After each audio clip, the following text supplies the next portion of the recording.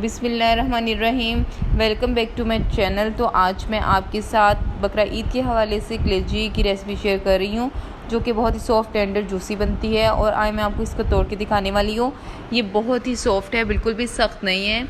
और अगर आप इसी तरह सॉफ्ट कलेजी बनाना चाहते हैं तो आए रेसिपी की तरफ चलते हैं।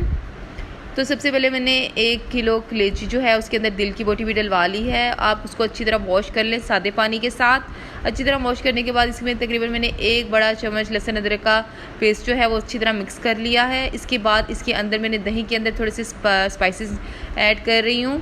दही के अंदर जो जाने वाले हैं स्पाइसेस, उसमें है 1 बड़ा चम्मच सूखा धनिया, 1 चम्मच सफ़ेद ज़ीरा कुटा हुआ, आधी चम्मच सुरख मिर्च, हाफ़ टी स्पून हल्दी, हाफ़ टी स्पून ही गरम मसाला, 4 अदद सब्ज़ मिर्चें कुटी हुई और साथ ही कुटी हुई जो चिली फ्लेक्स जो हैं वो तकरीबन हाफ़ टी स्पून। इन सब मसालों को मैं दही के अंदर अच्छी तरह मैरिनेट करने लगी हूँ। दही के साथ मैरिनेट करने लगी हूँ। अच्छी तरह इसको दही के अंदर मिक्स कर लें ताकि सारे मसाले जो हैं वो अच्छी तरह, सारे फ्लेवर जो हैं दही के अंदर अच्छी तरह चले जाएँ। दही के अंदर अच्छी तरह मिक्स करने के बाद यही दही जो है मैं अच्छी तरह मैरिनेट कर रही हूँ कलेजी के अंदर। कलेजी जो है मैरिनेट करके आप 2 घंटे के लिए इसको छोड़ दें। अगर आप बकरा ईद पे ये रेसिपी बना रही हैं तो इसको फ़ौरी तौर पर आप मैरिनेट करके पका भी सकती हैं। मैं यहाँ पे टाइम है तो मैं इसको 2 घंटे के लिए रेस्ट दूँगी, तो आप इसको फ़ौरी तौर पर पका लें बकरा ईद पे। तो इसको 2 घंटे गुजर जाने के बाद मैं इसकी मज़ीद तैयारी शुरू कर दूँगी। आप इस चीज़ का ख्याल रखें कि जब भी आप इसको धोएं तो सादे पानी से धोएं। इसके अंदर कोई भी नमक या सिरका मत ऐड करें, क्योंकि उससे कलेजी हार्ड होने का ख़दशा होता है। तो यहाँ पे मैंने 1 कप के करीब ऑयल लिया है। पैन में मैं मस्टर्ड ऑयल यूज़ कर रही हूँ, आप चाहे तो कोई सा भी ऑयल यूज़ कर सकती हैं। तो मैं यहाँ पे 1 कप ऑयल लेके उसको अच्छी तरह गर्म करके उसके अंदर मैं जो प्याज है वो डाल रही हूँ। तकरीबन 1 मीडियम साइज़ का प्याज डाल रही हूँ। मीडियम साइज़ का प्याज जो है उसको अच्छी तरह इसके अंदर गोल्डन कलर देना है, बहुत ज़्यादा ब्राउन कलर नहीं देना। लाइट गोल्डन कलर आने के बाद हम इसको अच्छी तरह भूनने के बाद लाइट गोल्डन कलर जब इसका आ जाए तो ये देखिए बहुत अच्छा सा कलर इस वक्त आ चुका है। तो इसके अंदर मैं 2 बड़े साइज़ के टमाटर अच्छी तरह पील ऑफ करके इसके अंदर डाल लूँगी। यहाँ पे मैंने 2 बड़े अदद टमाटर जो हैं वो उनको क्रश कर लिया है, आप चाहे तो पेस्ट बना लें।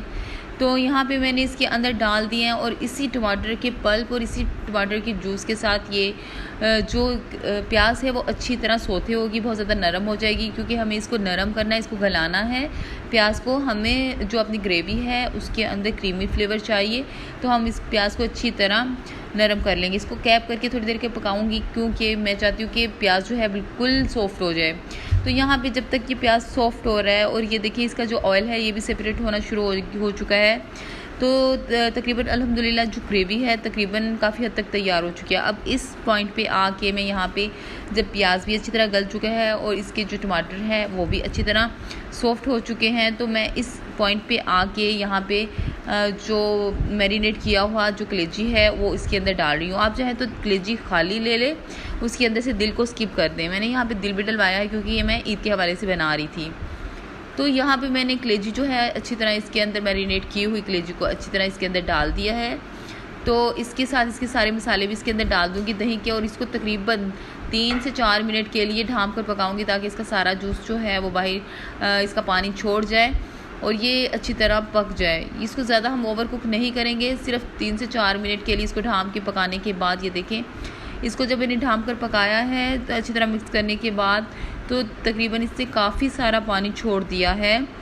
तो अब यहाँ पे जब इसे बहुत ज़्यादा पानी जब छोड़ दिया है तो मैं यहाँ पे जो फ्लेम है बहुत हाई कर रही हूँ, बहुत तेज़ आंच पे मैं इसका पानी ड्राई करने वाली हूँ, क्योंकि इसका जो पानी है अगर हम हल्की आंच पे ड्राई करेंगे तो ये बहुत हार्ड होने का खदशा होता है। यहाँ पे हमने नमक ऐड नहीं किया था, तो इसको जिस पॉइंट पे मैं नमक ऐड करने वाली हूँ ये देखें। अब इसको अच्छी तरह मैंने पका के बहुत इसकी ग्रेवी को थिक कर लिया। अगर आप चाहें तो इसकी मज़ीद ग्रेवी ड्राई कर लें, बिल्कुल इसको ड्राई कर लें। मैं इसकी थोड़ी सी ग्रेवी रखने जा रही हूँ।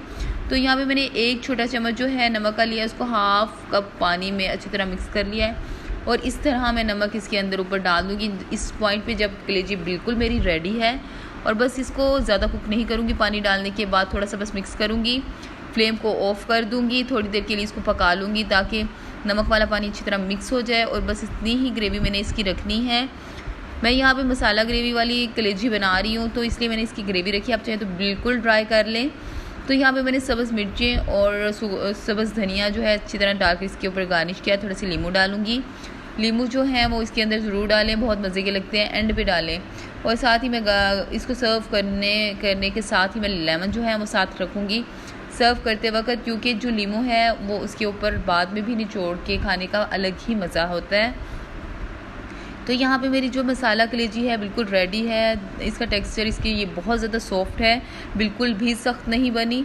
तो अगर आपको ये मेरी रेसिपी पसंद आई तो लाइक करें, सब्सक्राइब करें, अपने दोस्तों के साथ शेयर करें। ओके, थैंक यू, अल्लाह हाफिज़।